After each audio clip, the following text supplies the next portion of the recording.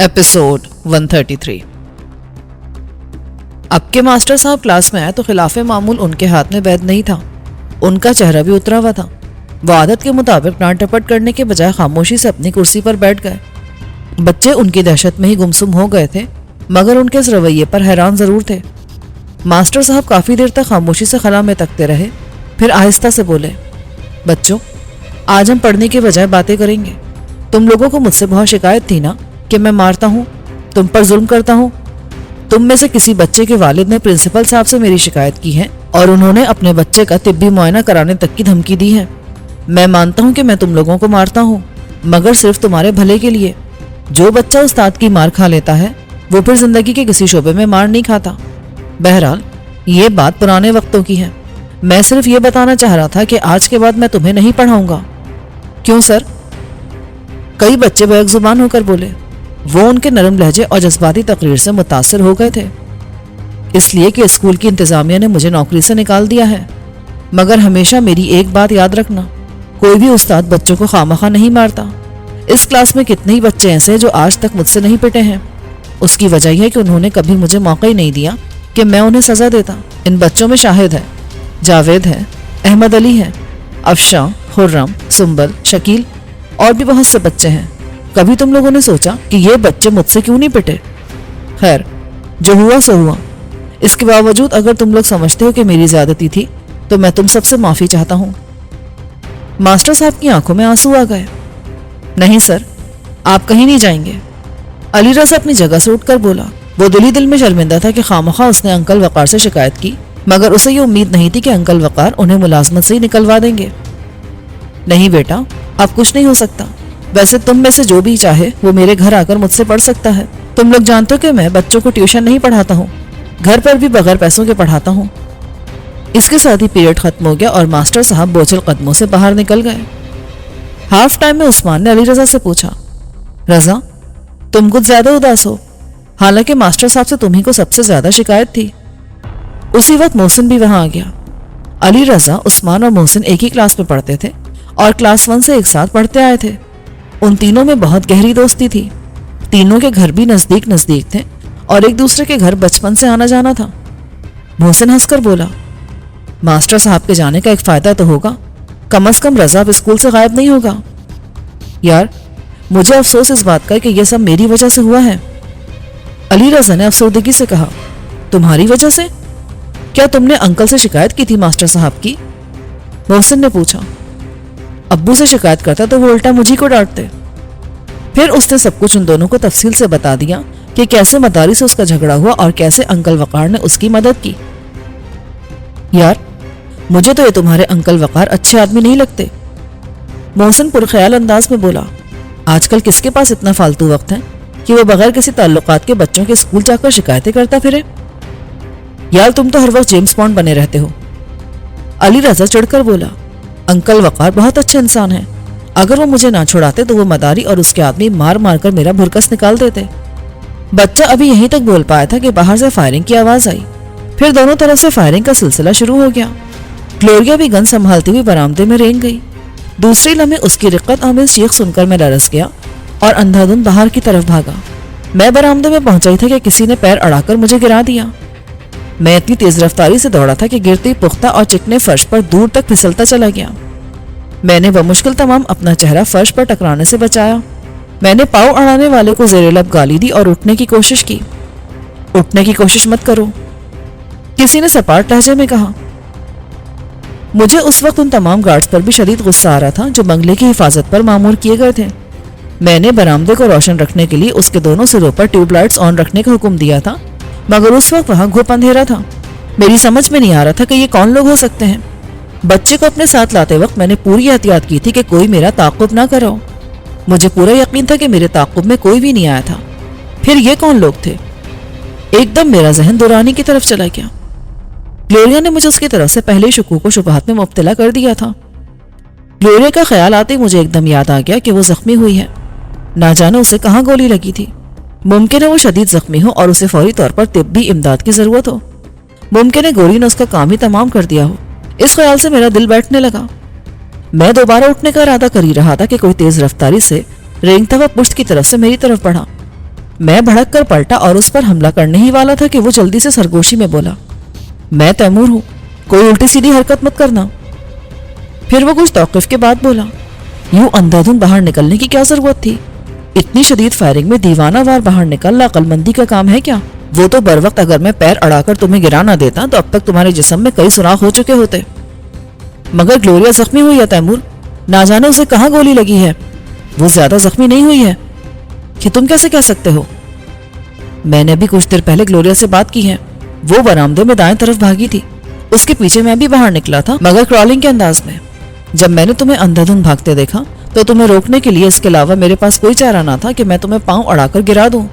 پھر میں نے گلوریا کی خبر لی، گولی اس کے بائیں بازو کا گوشت ادھیڑتی ہوئی نکل گئی ہے، یہ بات بھی گلوریا نے مجھے خود بتائی ہے۔ میں نے سکون کا ایک طویل سانس لیا، پھر جھلا کر بولا، یہ گارڈز آخر کہاں مر گئے؟ یہ تو بعد میں معلوم ہو سکے گا، میں علی مراد کو لے کر چھت پر جا رہا ہوں، تم گلوریا کو لے کر اندر چلے جاؤ، ہم لوگ اوپر پہنچتے ہی سرچ لائٹ آن کر دیں گے۔ بنگلے کے لان میں اتنی سرچ لائٹس ہیں اور وہ ایسے زاویے سے لگی ہیں کہ ان کی روشنی میں چوہا بھی صاف نظر آ جائے گا۔ اس اچانک افتاد سے حملہ آور گھبرا جائیں گے، اس وقت ہم انہیں آسانی سے شکار کر لیں گے۔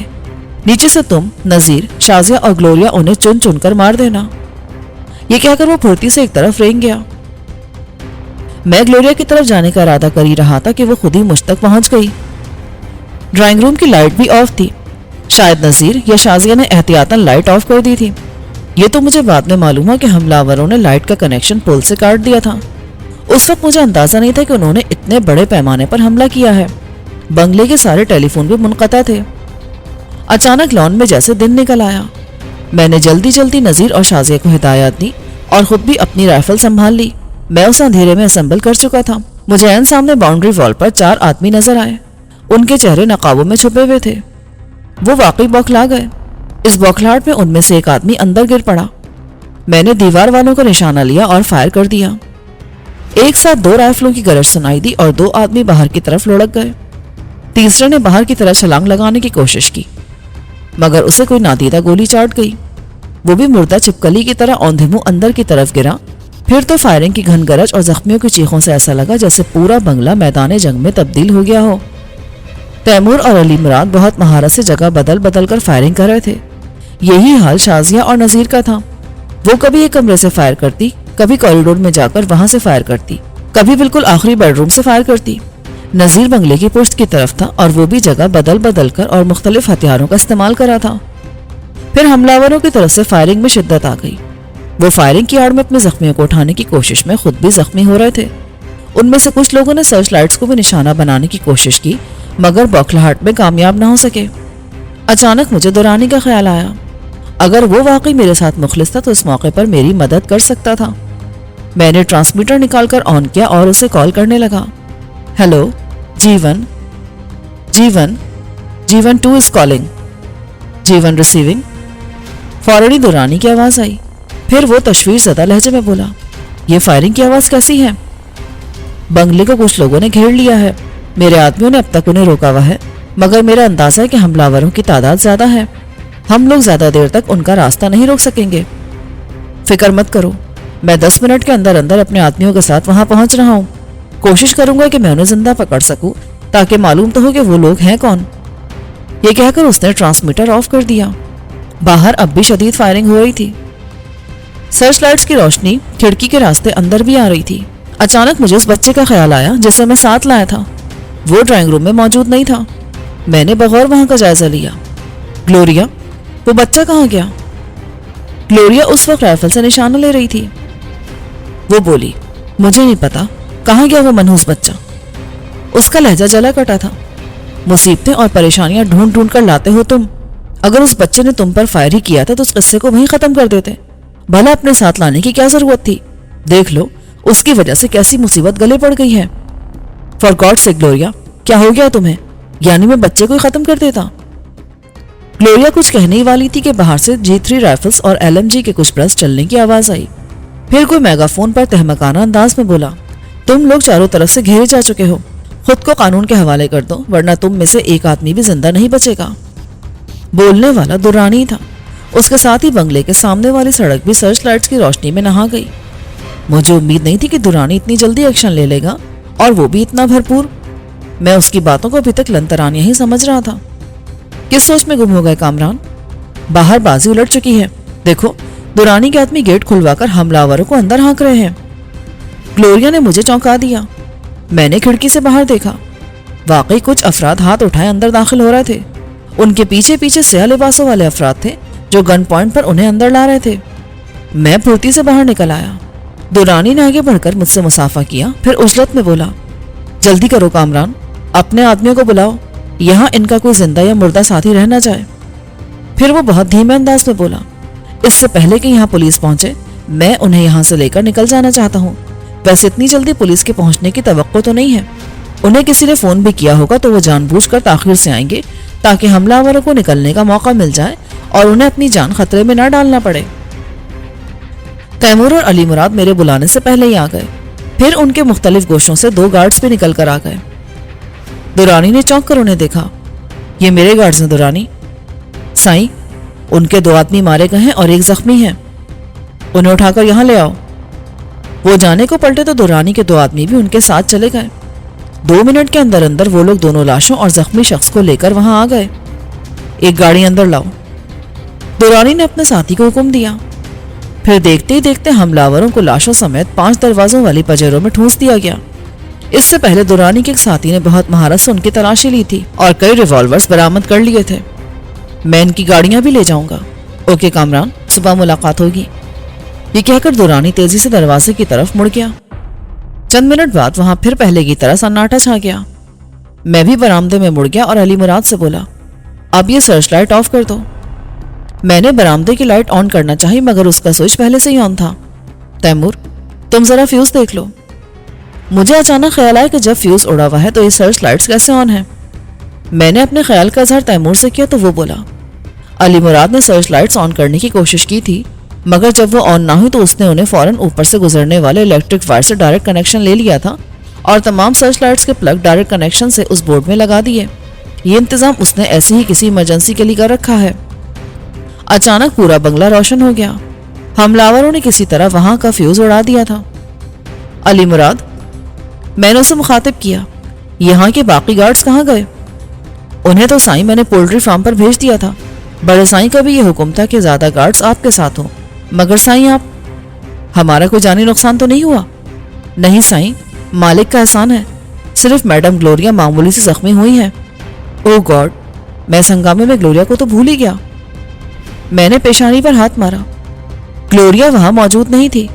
میں ڈرائنگ روم میں داخل ہوا تو گلوریا ایک صوفے پر نیم دراز تھی اور اس کا سرخ و سفید رنگ کورے لٹھے کی طرح بالکل سفید ہو رہا تھا. اس کے زخم سے اب بھی خون بہ رہا تھا، حالانکہ اس نے فوری طور پر خون روکنے کے لیے پٹی بھی باندھ لی تھی. اس کی جیکٹ بھی خون سے تر تھی. دھبے نہ صرف صوفے پر بلکہ ڈرائنگ روم کے کارپیٹ پر بھی تھے. گلوریا، یہ معمولی زخم ہے کیا؟ چلو اٹھو، میں تمہیں ہاسپٹل لے چلتا ہوں. فار گاڈ سے کامران، میں یہاں کی پولیس کو بھی اچھی طرح جانتی ہوں اور ہاسپٹلز کو بھی. وقت ضائع کرنے کا کیا فائدہ؟ شازیہ مجھے یہیں فرسٹ ایڈ دے دے گی. گلوریا نقاہت سے بولی. اسی وقت شازیہ کمرے میں داخل ہوئی. اس کے شانے پر ابھی تک گن لٹک رہی تھی. اس وقت تم حالت جنگ میں نہیں ہو شازیہ، اب ذرا اس گن کو بھی آرام کرنے کا موقع دو. گلوریا مسکرا کر بولی، بیڈ روم میں چلو، میں تمہاری ڈریسنگ کر دوں، ابھی تک خون نہیں رکا. پھر شازیہ کچھ سوچ کر مجھ سے بولی، آپ کا وہ جادو کا پٹارا کہاں ہے؟ وہی دوا اور سفوف گلوریا کو بھی دے دیتی ہوں. گڈ آئیڈیا، اس کا تو مجھے خیال ہی نہیں آیا. میں نے کہا. پھر میں اپنے بیڈ روم میں پہنچا. بریف کیس میں سے سفوف کی شیشیاں نکالتے ہوئے اچانک مجھے اس بچے کا خیال آ گیا. میں دوائیں لے کر تیزی سے ڈرائنگ روم میں آیا اور شازیہ کو یہ ہدایت دینے کے بعد کہ کون سا محلول اور سفوف زخم پر لگانے کا ہے اور کون سا گھول کر پلانے کا، میں نے سہارا دے کر گلوریا کو اٹھانا چاہا مگر وہ پہلے سے اٹھ کھڑی ہوئی. اب میں اتنی کمزور بھی نہیں ہوں. یہ کہہ کر وہ آہستہ آہستہ شازیہ کے ساتھ باہر نکل گئی. میں نے اس بچے کی تلاش میں ادھر ادھر نظریں دوڑائی تو تیمور پوچھنے لگا کہ اب کیا ڈھونڈ رہے ہو؟ میں اس بچے کو تلاش کر رہا ہوں اسے تو میں نے اوپر والے بیڈ روم میں پہنچا دیا تھا، تیمور نے جواب دیا. بیڈ روم کا دروازہ تیمور نے باہر سے لاک کر دیا تھا. ہم اندر پہنچے تو وہ بچہ سہما ہوا بیڈ کے کونے پر بیٹھا تھا. مجھے دیکھتے وہ بری طرح رونے لگا.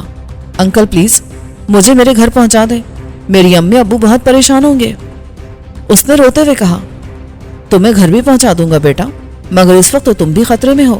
بلکہ اصل خطرہ تمہارے لیے ہے. وہ لوگ تمہیں ہر قیمت پر یہاں سے لے جانا چاہتے تھے.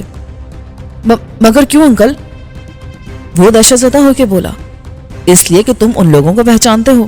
مگر فکر مت کرو, میری موجودگی میں کوئی بھی تم تک نہیں پہنچ سکتا. پھر میں کچھ سوچتے ہوئے بولا, ہاں تو تم بتا رہے تھے کہ اس شخص نے تمہارے میتھس کے ٹیچر کا ٹرانسفر کرا دیا تھا. پھر کیا ہوا؟ وہ آدمی اکثر مجھ سے ملتا رہتا تھا. وہ ہمیشہ اسکول کے باہر اپنی گاڑی میں میرا انتظار کرتا تھا. میں نے جب بھی اس سے گھر چلنے کو کہا, اس نے سختی سے انکار کر دیا. پھر اس کے اصرار پر میں نے اسے اپنے دوستوں سے بھی ملوا دیا. یوں ہم چاروں اسکول کے بعد اس سے ملنے لگے. وہ ہمیں خوب کھلاتا پلاتا تھا, اپنی گاڑی میں سیر کراتا تھا. چھٹی والے دن اکثر پکنک کے لیے بھی لے جاتا تھا. ہمارے گھر والوں کو شبہ اس لیے نہیں ہوا کہ ہم چاروں ایک ساتھ جاتے تھے. اس شخص نے ہمیں خوبصورتی سے جھوٹ بولنا بھی سکھا دیا تھا. ایک دن وہ ہمیں اپنے بنگلے پر لے گیا. وہ بنگلہ شہر سے میلوں دور تھا. وہاں ہماری ہی عمر کے بہت سے بچے تھے. مجھے بہت حیرانی ہوئی کہ اتنے بہت سے بچے کہاں سے آ گئے. وہ شخص جسے ہم انکل کہتے تھے ہمیں وہیں چھوڑ کر چلا گیا. پہلے تو ہم حیرانی سے ان بچوں کو دیکھتے رہے. وہ سب آوارہ لگ رہے تھے. ان میں سے زیادہ تر بچے سگریٹ پی رہے تھے. کچھ بچے پان کھا رہے تھے اور ایک دوسرے سے فحش مذاق کر رہے تھے. ان میں سے ایک لڑکا اٹھ کر ہماری طرف آیا. عمر میں مجھ سے وہ 3-4 سال بڑا ہوگا. اس کے ہونٹوں میں سگریٹ دبی تھی. وہ کش لیتے ہوئے بولا, کیا تم لوگ بھی گھر سے بھاگے ہوئے ہو؟ نہیں, میں نے ناگواری سے جواب دیا. اور مجھ سے دور ہی رہو, تمہارے منہ سے سگریٹ کی بو آ رہی ہے. بڑے نخرے ہیں بھائی تیرے, اس نے طنزیہ انداز میں ہنس کر کہا. 2-4 دن یہاں رہے گا نا تو ساری اکڑفو نکل جائے گی. 2-4 دن؟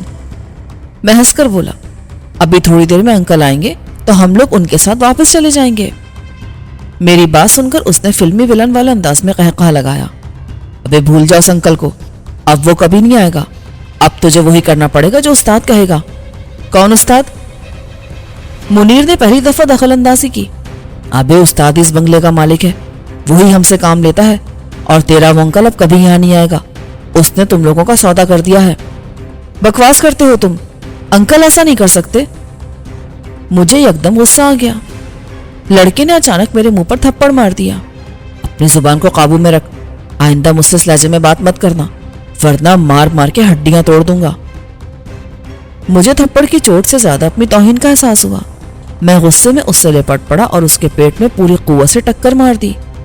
وہ شاید اس کے لیے ذہنی طور پر تیار نہیں تھا, اسی لیے توازن برقرار نہ رکھ سکا اور لڑکھڑا کر پیٹھ کے بل زمین پر گر گیا. میں نے چھلانگ لگائی اور اس کے سینے پر چڑھ بیٹھا. اس سے پہلے کہ وہ مزاحمت کرتا, میں نے تابڑ توڑ کئی گھوسے اس کے منہ پر جڑ دیے. اسکول میں بھی لڑائی بھڑائی میں میرے سامنے کوئی نہیں ٹھہرتا تھا. میں خواہ مخواہ کسی سے نہیں لڑتا تھا, مگر ایسا موقع آ جائے تو لڑنے والے کو چھوڑتا بھی نہیں تھا. تم تو کسی اچھے خاندان کے لگتے ہو مجھے بیٹا, پھر تم اس لڑائی جھگڑے میں کیسے پڑ گئے؟ میں نے اس سے پوچھا. جب میں نیا نیا اسکول میں داخل ہوا تھا تو مجھے شرارتی لڑکوں نے بہت تنگ کیا. میں نے بہت مار کھائی. میں اکثر روتا ہوا گھر جاتا تھا. میرے ایک چچا پڑھنے کے لیے امریکہ گئے ہوئے تھے. وہ ایک دفعہ چند ماہ کے لیے پاکستان آئے تو ہمارے گھر میں ٹھہرے. انہیں جب یہ معلوم ہوا کہ لڑکے مجھے مارتے ہیں تو وہ بولے, علی میں تمہارے ساتھ اسکول جا سکتا ہوں, ان لڑکوں کی شکایت بھی کر سکتا ہوں, مگر یہ اس مسئلے کا حل نہیں ہے. کسی دوسرے اسکول میں ایڈمیشن لینا بھی اس کا حل نہیں ہے. شرارتی لڑکے وہاں بھی ہوں گے, وہ بھی تمہیں ماریں گے. اس کا بس ایک ہی حل ہے کہ اینٹ کا جواب پتھر سے دو. کوئی تمہیں ایک ہاتھ مارے تو تم اس کے 2 ہاتھ رسید کر دو. دنیا کا یہی اصول ہے بیٹا, کمزور کو سبھی دبا لیتے ہیں. تم لوگوں سے جتنا دبو گے, جتنا ڈرو گے, وہ تمہیں اتنا ہی ڈرائیں گے. تم نے سنا ہے نا وہ محاورہ, جس کی لاٹھی اس کی بھینس. تم بھی اپنی لاٹھی اٹھا لو, پھر دوسرے بھینس کی طرح تمہارے آگے آگے دوڑیں گے.